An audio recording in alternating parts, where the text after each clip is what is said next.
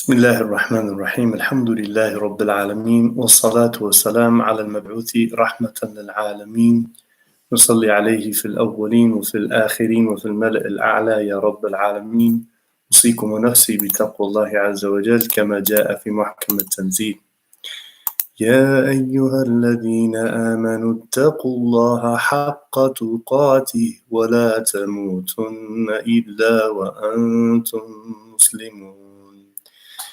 Dear brothers and sisters, here we are in another morning of inspirations of the companions of the Prophet sallallahu alaihi wasallam. Today we're really going to talk about basically two stories, two what we would call wasiyas or bequests, in which one of the people are advising the other believers amongst the companions of the Prophet sallallahu alaihi wasallam. And this was something that was very common tradition amongst them. And it was something they took very seriously, that I would say is a lost sunnah in the Muslim world. So the first story we're going to talk about is basically after Umar ibn al-Khattab, may Allah be pleased with him, he became the caliph. So he took the responsibility of the leadership over the Muslims. And so Sa'id ibn Amr al-Jumahi is one of the companions of the Prophet ﷺ, one of the lesser known companions of the Prophet ﷺ, but no less a companion of the Prophet ﷺ, someone who has lived his life soaking up the Quran, watching the Prophet ﷺ.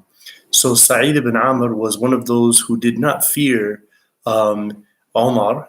He was a rare kind of individual. So when Umar took the position of caliph as authority, he said, "Usika ya Amir al-Mu'mineen, I'm going to give you my personal official advice in your capacity as a leader amongst the believers." He said, "I advise you to have reverence of Allah when dealing with the people, and to be reverent toward the people for the sake of Allah. And takhsha Allah fi nas wa takhsha nasa fillah." You know, it's a very powerful statement. What here he is saying is that you should definitely remember who Allah is and what His beautiful qualities and traits are when dealing with the people and how you treat them and so forth, knowing that Umar is a little bit rigid and Allah is not. And then he's saying, and be reverent towards the people for the sake of Allah, meaning to do Allah's work, you have to understand the people and their situation to be wise and fair with them.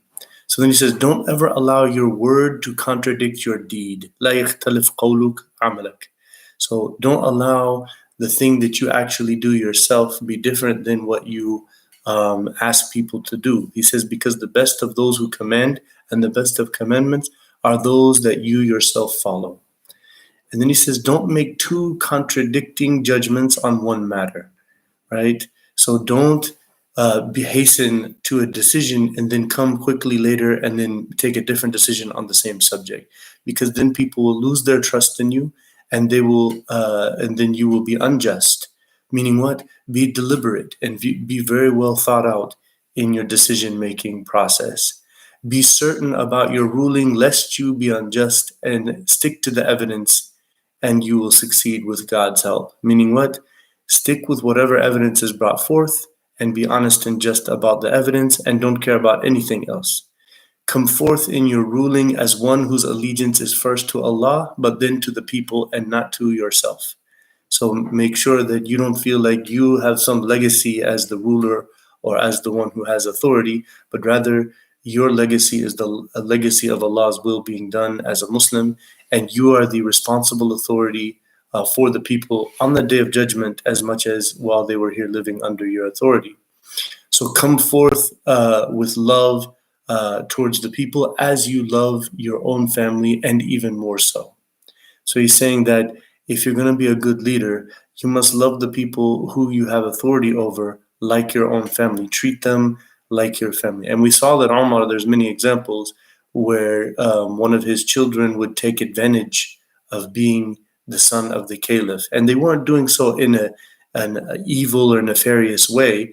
They were just, utilizing that people knew that who they were, and then he would cancel their business transaction or something because he felt like they were utilizing that.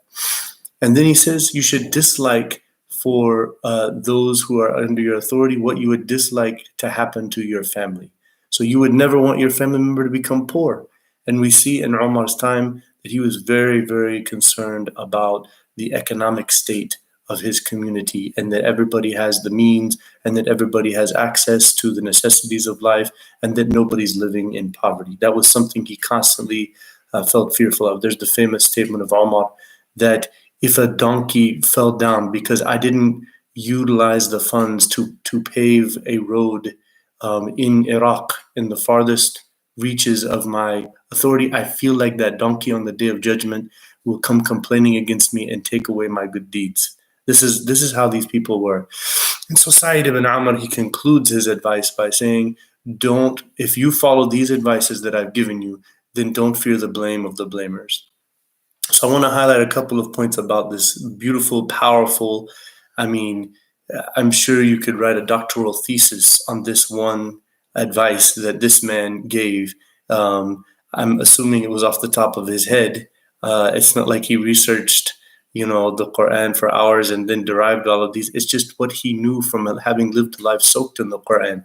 This is the understanding about being an authority figure that he understood.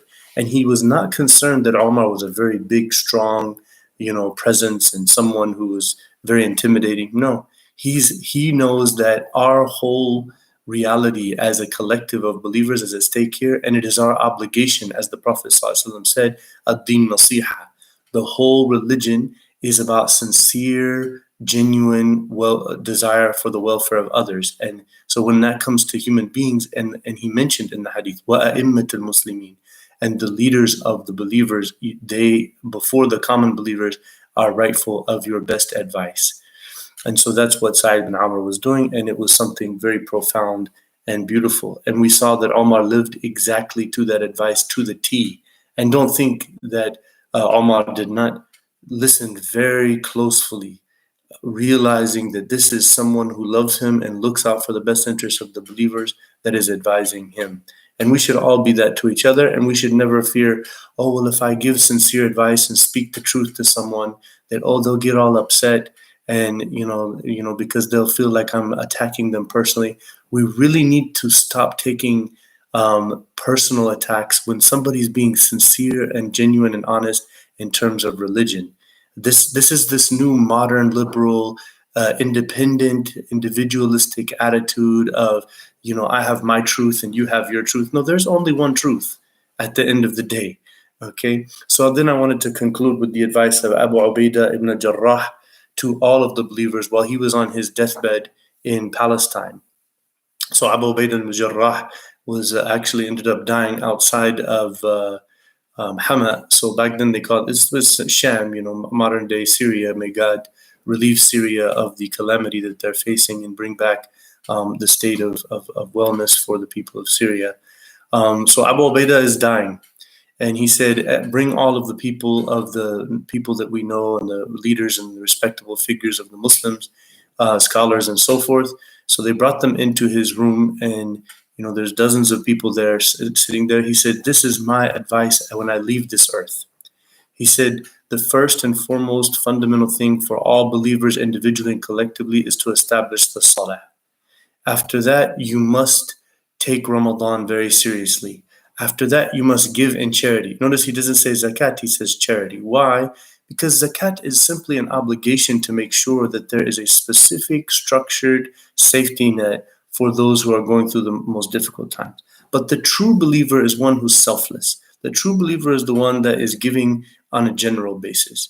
And then he says, make your pilgrimages, and he mentions Hajj and Umrah to make sure that the believers are connected to the Abrahamic covenant, and that this closeness that they have to Mecca and Medina, that they are not that close as they were before, that is a special desire that they want to go there. And then he says, I advise you all to work together and cooperate in good and to advise each other, especially advising the leaders. So he talked about everybody cooperating and working together, and then he talked about advising each other, and then he made this emphasized point about advising the leaders and that we must advise our leaders. And then he says, and never kiss up to your leaders, meaning Don't do things that make them happy with you and then you feel like, you're going to get some benefit or some low tax or whatever by working with those rulers and those who have authority. Rather speak the truth and be honest and advise them in their religion and in their ruling. And don't allow your worldly desires to fool you, because if one became successful for 1,000 years in his business and trade, it would never benefit him for one moment in this struggle that I am facing now. Meaning, if you became very powerful and rich and wealthy, even if you are a pretty good Muslim, that's not going to help you whenever death comes. So then he says, God has written death upon all of us. The best among us are those who work for what comes after death. So peace and blessings be upon all of you. And I'm asking that Mu'adh ibn Jabal will lead the salah of my funeral. And so that was his final advice to all of the believers. And this is the type of deliberation that they took, the companions of the Prophet ﷺ, an amazing group of people that the world has never known a collective like them since then. So we ask Allah to guide us to the best of their character and to give us the means to establish this beautiful example here in Charlotte, North Carolina, to the community around us here. Jazakumullah khairan. Assalamu alaikum wa rahmatullahi wa barakatuh.